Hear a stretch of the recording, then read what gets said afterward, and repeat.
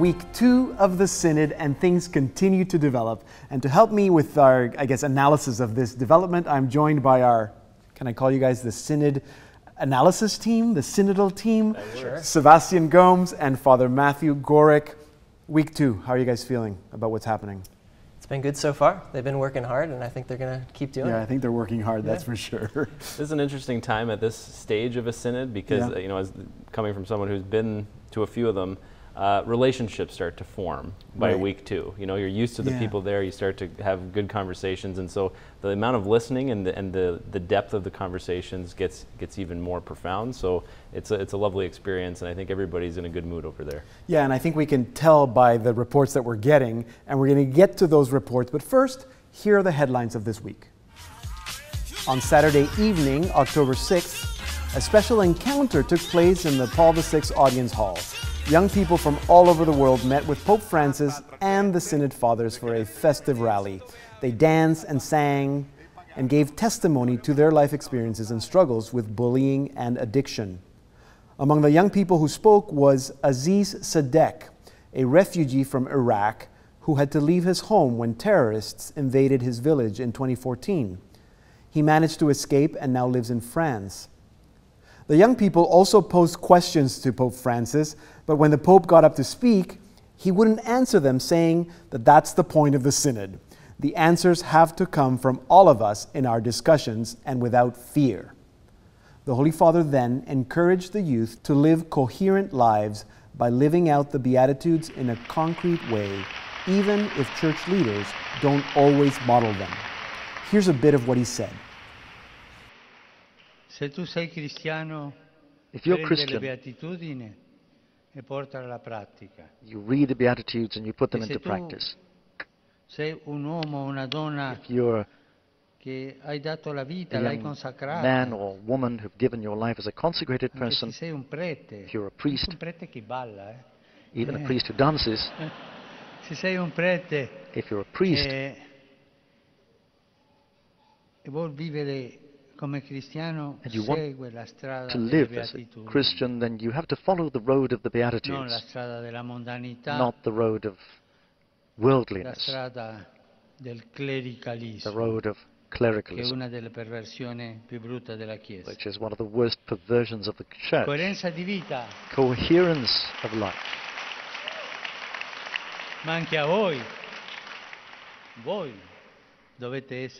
You too must be coherent. Ask yourself, am I coherent in my life? This is the second principle. Also this week, the commission responsible for drafting the final document of the Synod was announced. The commission includes, of course, the Relator General, Cardinal Sergio da Rocha, he's the Archbishop of Brasilia, and Cardinal Lorenzo Baldessari, the Secretary General of the Synod. 5 members of the commission were voted on by the Synod Fathers, one from each continent. They are Cardinal Carlos Aguiar Retes, the Archbishop of Mexico City, Cardinal Peter Turkson of Ghana, who is the prefect of the Vatican Dicastery for Integral Human Development, Cardinal Oswald Gracias, he's the Archbishop of Mumbai and a member of the Pope's Council of Cardinal Advisors, or the C9, Archbishop Bruno Forte of Chieti, Italy, and Archbishop Peter Comensoli of Melbourne, Australia. 3 more appointments came directly from Pope Francis, and they are Brazilian Father Alexandre Aui Melo, he's the Secretary for the Vatican's Dicastery for Laity, Family and Life, Major Archbishop Sviatoslav Shevchuk, he's the head of the Ukrainian Greek Catholic Church, and Father Eduardo Gonzalo Redondo, he's the head of the Vocations Ministry in Cuba. Together, they will take all of the interventions and reports of the small language groups and draft a text. That text will be read and voted on by the Synod Fathers at the end of the month, and if approved by a 2/3 vote, will be given to the Pope to assist in writing a post-synodal apostolic exhortation. And on Thursday, at the daily press conference, Paolo Ruffini, the Vatican's prefect of the Dicastery for Communications, announced that the 2 bishops from mainland China will be heading home early due to previously scheduled engagements. This was the first time in the 53-year history of modern synods that bishops from China participated. Now, this week, the Synod, I guess they've started the small groups. They broke it into 14 small language groups. They're called Circoli Minori, small circles, I guess that's what it means. There's 4 English, 3 French, 3 Italian, 2 Spanish, 1 German, and 1 Portuguese. And this is where, I guess, I mean, you've been there, this is where a lot of, the work gets done, where major themes are developed or amendments are made to some of the interventions. You guys have been reading the reports. What have you learned about the direction that these discussions are going? Looking forward to talking to Emilie later, because she's actually inside one of those French language groups, as you mentioned, and the synods that I've been at, I was never able to go inside of those, because those are really private meetings, even though I attended some of the general congregations. As you said, that's where the work is really hammered out. I mean, they really get focused on the particular issues, but interestingly, in each small group, you have representatives from all over the world. So language doesn't mean only people from North America or only people from Europe. Yeah, exactly. I mean, you have people from everywhere, so you're getting that complete global view of the church and how people in different parts of the world relate to different issues, you know. But I was struck by a few big topics. One of them was the impact of digital media, the digital world. That is in the Instrumentum Laboris, but I think some of the people seem to indicate that in their small group, the conversation brought out that it wasn't dealt with thoroughly enough. I think they want a deeper kind of analysis of what is really happening with, you know, young people and being totally lost in the digital world, I mean, in their phones, you know. Yeah. The really powerful statement I remember was from one group that said there's a digital migration happening, like a digital migration away from family, away from culture, away from like religious values. And in a world where actual physical migration is a big challenge, digital migration is too. Is very interesting. Yeah, Father Matt, anything that stood out for you? No, I think really it's kind of the broad spectrum of the voices that are being heard. One is certainly in nations all over the world in all these different languages like you talked about, but also it's been great to see that the Synod Fathers have been letting the young people, the auditors, speak and be a part of these conversations. And that's so key, because if they're just there as kind of window dressing, you know, it doesn't do a whole lot. But if they're there having their voices heard, it's part great. Of the conversation, yeah. And one line in particular that caught me in one of the reports said this. It said, if there isn't a picture, it didn't happen. And that caught me because there's this line, a common line on the internet where it says, pics or it didn't happen. It's a very millennial kind of thing, a very young person kind of thing. And they wouldn't be in there if those young men and women weren't in that room. And so clearly it shows they're a part of this. Right, exactly. And we know the Synod is happening because there are pictures. Now, so I was just going to ask quickly, these reports are available, so if people that are watching they're available. They're actually on our website, the Synod website, so saltandlighttv.org/synod. You can find them there. But find them there, and the conversations that are happening are based on the interventions that are happening in the main hall. Right. Sure. Right. So it's not like these are other conversations that are happening. Were you going to add something? I was. Yeah. One of the interesting things that came out of one of the groups was there was a real practicality to it. I think it was the group that was spearheaded by Cardinal Supich, but they were giving some real practical advice, like saying we need to like put out like some short messages about what's happening at the Synod that are digestible and like written in language that young people can understand. Exactly. They suggested, like, you know, you said pics or it didn't happen. I mean, in the church it's documents or it didn't happen, right? Like it's these stacks of books, right? Or it didn't happen. But they actually recommended that when the Pope, should he choose to write an apostolic exhortation, which would be the conclusion of the Synod, to accompany that with like some kind of study guide or like a video component, you know what I mean, where it would be more accessible to people instead of picking up a 300-page document and trying to get your way through it. So the practicality of some of the things that are being coming up in the small groups, I think, is really good. Yeah, and that again, that really shows that young people are part of the conversation, because young people are known to be practical. Yeah, I think. And you did mention we're going to be speaking with Emilie Callan, who is actually there, and she is participating in one of the French language groups. And in fact, I got a chance to speak to Emilie yesterday, and she says that the highlight for her so far are the small groups. So we're really looking forward to getting some more information from Emilie about that. Now, we learned last week that the discussions are divided into 3 parts, as the Instrumentum Laboris is divided into 3 parts. So last week, the meeting in the general congregations, all the interventions went along with the first part of the document. This week we're looking at the second part of the document, which has to do with vocational discernment among young people. And Father Tom Rosica, our CEO, he's in Rome. He's been present at all these interventions from the Synod Fathers and the delegates. And we had the chance to speak to him earlier this week about what themes he saw that were emerging this week. So it's week 2. We've survived almost 2 full weeks here at the Synod of Bishops, and I bet you're all asking what I'm doing here. This has been an incredible experience, much different than the past 4 synods, for a variety of reasons. As I mentioned the last time we met last week, there's an excitement in the Synod Hall that we haven't seen. I think the presence of 36 young adults has made a huge difference because they cheer, they scream at different times, they're participating, and they're also part of the open discussions in the afternoon. One day this past week, there were 25 or so free speech interventions, and 13 of them were from young people. They grab the microphone and they speak. They've been welcomed, and they've been very honest in what they're offering us, sharing their hopes and their dreams and their desires, their difficulties. And among the things that surface are the great desire of the young people to want to be close to the bishops. I mean, there's been some pleas and saying, please, make sure the priests can have time with us rather than be stuck in administrative duties. And please don't be afraid of us. You know, notwithstanding all the problems that have happened in the church and the abuse crisis and everything else, we want you to be close to us and don't be afraid of us, and we want to be close to you as well. So that's a very positive thing. I think what's emerging at this synod is, first of all, a great importance on young adult ministry. What can the church do to bridge the gap? How can the church listen? And in creating a moment of listening, a culture of listening, how then can the church teach? We realize that many of the young people, especially their peers, are not necessarily in church. But the question comes up, is it a matter of being in church on Sundays, envelope users, the only indication of people who are practicing their faith? Or are there other ways for people to get to know the church? One of the things we heard, we want to have good preaching. And that's a very important point, because preaching the Word of God is a great invitation.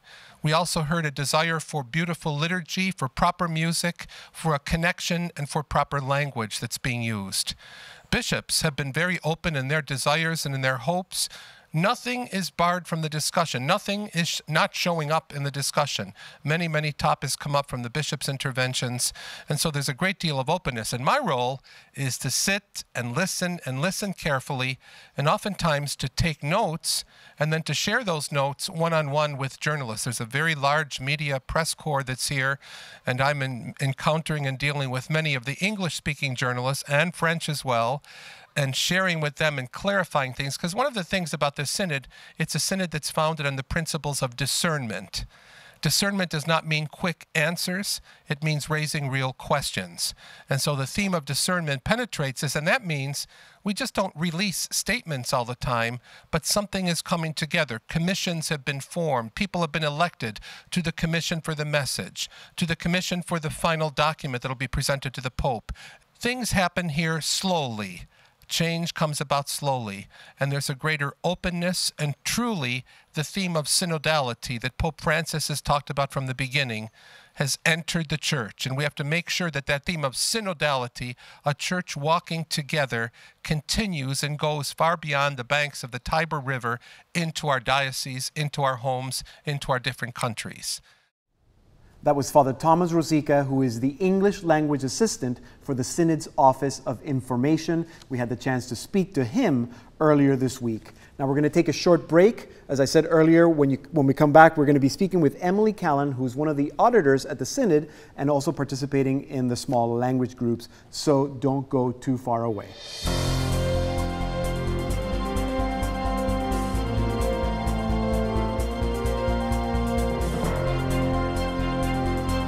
Welcome back. I'm still here with Sebastian Gomes and Father Matthew Gworek as we continue examining the developments on the Synod this week.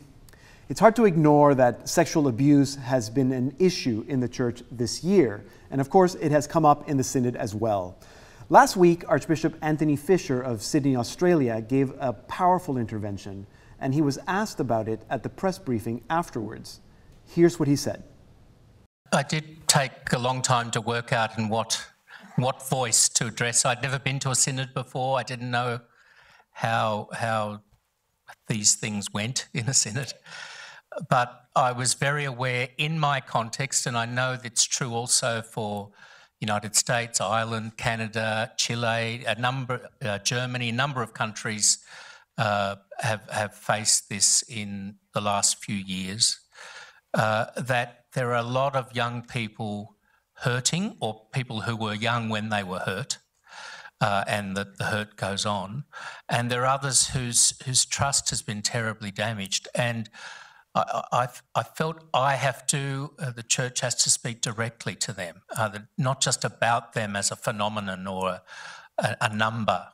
They're real live people that need to hear how sorry we are, how much we want to help, and how determined we are to go forward as a church. And I'm quite convinced that is the common view amongst the bishops. I'm not peculiar in this. I just, in a sense, was giving voice to something that I think would be very widespread.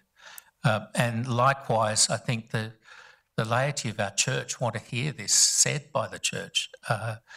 So I think, again, I'm giving a voice not just to a view amongst bishops or clergy, but Catholics generally. And I hope young people can hear it. We really are ashamed of what has happened, and we want to make it right to the extent we can, and we're determined to do better in the future. The church has to be the safest possible place for a young person, not a place where they're put in danger. So that's what I hope people would hear through me that day. Now, we know that it's clearly not the only issue that's coming up, but to what extent do you, Sebastian, I'll start with you, do you think that that this crisis is impacting the synod? Well, there's no question, right? They can't ignore it, the bishops, because the bishops have been at the forefront of this, the whole discussion this summer about it. It's all been about bishop accountability in this latest kind of explosion of the sex abuse conversation. Interestingly, it's also a topic that was in the reports of the small language groups. Right. So multiple small language groups were saying, we can't hide from this issue, we can't just gloss over it, it can't even be something that's just, we reference quickly. It has to be something substantial that we face. And I think like the testimony of Archbishop Fisher there, which was very powerful, it's really important to point out what he said, highlight what he said, which is he's not unique in this. There's many other bishops who are thinking the same thing along the same line. So I think by the end of the synod, we'll see something substantial in the final document in terms of a very sincere admission that horrible mistakes were made, that trust has been broken, and I think it'll be a very sincere, humble message, a call to conversion, a call to deeper listening to victims first, but also to the church, and then tying that into how that impacts young people, because young people are not going to come to the church or listen to the church or have a dialogue with the church if there's no trust, right? If there's no credibility. Father Matthew, do you think that it's even that whole idea of listening is being impacted by the fact that we're going through this crisis? I certainly think it is, and I think that humility that you just talked about is so key. When you have someone like Archbishop Fisher standing up there, he only has a few minutes to talk, and he decides above anything else, this is what I need to speak about. And to do it in an open, honest, very raw way. It was a beautiful message to show that. Also, you had people like Archbishop Scicluna from Malta, who got up and he spoke as well, who was very involved in the situation down in Chile and investigating that. And so it's definitely a topic on everyone's mind, and I think it has to be. It's kind of the elephant in the room. But they're doing a good job, I would say, of really saying, okay, this is here, we want to talk about it, it's so important, but it's not the only issue. No, it's not. And so these groups, I think, are balancing it well to be able to say, this is important, we want it in the document, but there are also lots of other important things to speak about. Exactly. We can't ignore it, but there are other things happening. Now, I think the best person to maybe inform us a little bit about that and everything else that's going on is joining us now, Emilie Callan. She is in Rome. She is one of the auditors in the Synod, and as we said, is participating in the small language groups. So, Emilie, how are you? We have lots of questions for you, all of us, but I'm going to start. You're one of the few young people that are participating on the inside. Most of us are not on the inside. So, what can you tell us about that inside experience that we're not getting in the news? Well, I think first of all, it would be, well, the first thing that you wouldn't be able to see from the outside is the atmosphere, the way that people are interacting with each other. I would say that already after just 1 week of being together, young people with the bishops and the experts, there's a lot of joy. We find a lot of joy of being together. Conversations are easy. People are getting more and more comfortable, and so there's a lot of freedom to speak if we feel that we want to speak about something. And I think it's a very convivial and fraternal environment inside the Synod. Emilie, we've been talking a lot about the small language groups. I was wondering, which group are you in, and how did those delegates in those groups get chosen? That's a good question. So I'm in the French group. I'm in French group A. There's about close to 20 of us. I'm one of 2 auditors that are inside the Circuit Minorie that I am in, as well as one more expert, or 2 more experts, sorry, that are there with the rest of the Synod Fathers. I'm not quite sure how we were put together.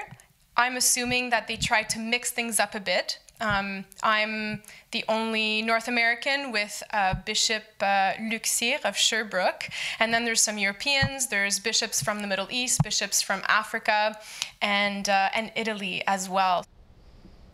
Emilie, for the small groups, like, were there guidelines issued, and, you know, like, what is the real purpose of the small groups? Do you know what that is? And how would you gauge the discussions? How are the discussions going so far? So the purpose of the small group, first of all, is to delve a little deeper into the questions that were perhaps brought up, or the issues that were brought up in the interventions in the Synod Hall. The first day that we met in small group, we had to go over the rules. There was a little bit of confusion. We didn't fully understand what the process would be, but with the help of some of the secretaries that are assisting the Synod of Bishops who are there with us inside of the small groups, they were able to help us through. So we had to vote for the moderator. We then had to vote for the rapporteur. And so these are the 2 that are obviously moderating the conversation, and then also taking down all the notes and making reports of what is being said inside of our small groups. And really, there's, as I was saying, there's a lot of respect and freedom to speak. So everyone has time to speak. The moderator has been very good to make sure that everyone has time to say what they need to say. And if there's any kind of confusion, because there are words that some people don't understand as well, or vocabulary that's used that might not express fully what someone is trying to say, then there's always time to clarify those things. And it's actually quite beautiful how the Synod Fathers, with us as well, the auditors and the experts, how we're able to come to a greater understanding of what each of the members in the group are trying to share. And so I would say there's a lot of freedom, and the conversations are very deep and very edifying. Now, Emilie, a lot of people are wondering whether there are enough young people at the Synod, even if they're allowed to speak and if they're being listened to. You're on the inside. What's been your experience so far? So I would say that inside the Circuit Minorie, we are able to speak very freely. And I think the Synod Fathers, with the help of the moderator and the rapporteur, are making sure that young people have a chance to speak and share their opinion. And this is something that I'm hearing from other Synod delegates as well, that in their group, this is the same situation. So there hasn't been one moment where I felt like I had to hold back, or where I didn't have space to speak. So that's really one beautiful thing. And on the question of whether or not there are enough young people, I would say it's already very significant that there are 34 of us inside the Synod, and so I think that we're making our voice heard and our presence felt. Emilie, you were at the pre-Synod back in March, and you came up with a really important document that highlighted a lot of the issues of concern for the 300 young people that were there. Things like, you know, the role of women in the church. I mean, you call for a greater kind of understanding, a deeper understanding of that. Are you confident through your experience that the issues that were raised at the pre-Synod are being listened to or being considered at this Synod among the bishops? Well, first of all, we have to remember that the pre-synodal document is quoted very often in the Instrumentum Laboris. And so I think a lot of the topics that were raised in the pre-synodal document are naturally coming up in our discussions during this synod. So there are questions about vocation, which part 2 looks at very closely, vocation and accompaniment and what a good spiritual mentor looks like. So we've been talking a lot about that, especially this week. In terms of the situation of young people, we've definitely talked about sexuality, technology, the abuse scandals in the church. These are all things that came up in the pre-synodal document, and that, of course, we're now looking at here. In terms of the question of women in the church, it's not something that's been talked about as often as maybe some other topics have. However, it has come up, and some of the religious sisters have shared their thoughts on that, wanting to have greater roles in the church, or that they're more present, and that not just relegated to maybe smaller positions. But we are looking at it, and so we'll see if perhaps in the coming days it's something that comes up more in our small group discussions. Okay, so Emilie, I asked this of Allison last week, and I want to know your take on it too. You're there with the Pope, with bishops, with the Synod Fathers, with all these delegates. It's an exciting group. What's been the highlight of all that for you? Well, I would say that I definitely have not gotten used to seeing Pope Francis welcoming the delegates and the Synod Fathers when we arrive for our morning or afternoon session. So he always takes time to greet people as he comes in. And just a couple days ago, I saw the Pope being offered some mate, which, as we know, is one of his favorite Argentinian drinks. I got to ride the elevator with the Pope, and it was a very awkward situation because no one really spoke in the elevator. So it was a very normal elevator ride like you would have with anyone else back home. So there are these little moments that we get to experience with Pope Francis in a very normal and ordinary way, and it's just quite beautiful. So we feel like he's one of us. Thank you, Emilie. So good to see you and hear your voice.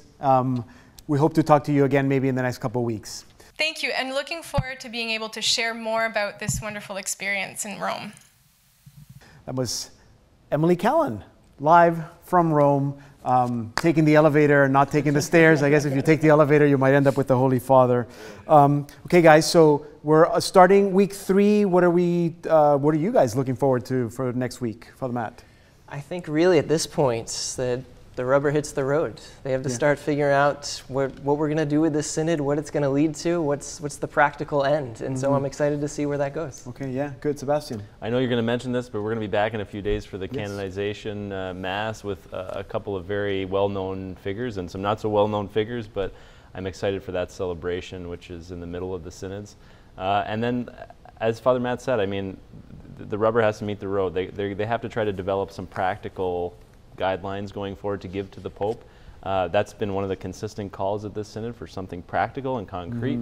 So I think we'll start to see that in week 3. Yeah, okay, so that'll be next Friday. We'll continue with our week 3 perspective on the synod. But as Sebastian mentioned, before that, on Sunday, October 14th, bright and early, live, 3:30 Eastern, we're going to be here, the 3 of us, covering the canonizations that are going to be live from Rome.